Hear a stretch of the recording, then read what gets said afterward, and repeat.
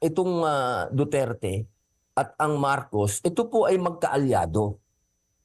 Hanggang Ito ngayon, po, naniniwala kayo hanggang ngayon? opo, ako po miyembro po ako ng Uniteam at ang ako po ay nasa ilalim ni Inday Sara Duterte at si Vice President naman po ay nandoon naman po siya sa rally din ng Bagong Pilipinas. So sa akin po, nakikita ko po na buo pa rin kami.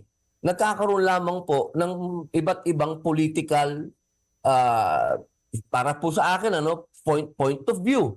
Kasi sa akin, ang nakikita ko, ito naman po, hindi naman po ipagsisinungaling, na mismong itong revision, itong amenda sa economic provision, ayon sa bibig ng aking ginagalang na Senate President, pinatawag sila mismo ng ating mahal na Pangulo sa Malacanang upang isulong itong amenda sa economic provision.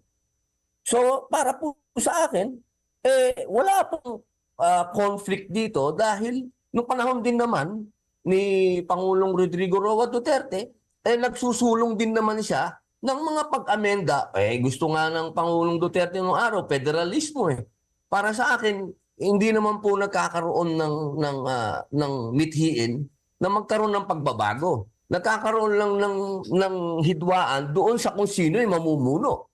Yun lang naman po ang laging diskusyon dito sa Pilipinas. Sino ba dapat ang mamuno? Ako ba o ikaw? O ganun po Ito lamang po, usapin lamang po ito kung sino ang mamumuno pagkatapos ni Presidente Ferdinand Marcos Jr.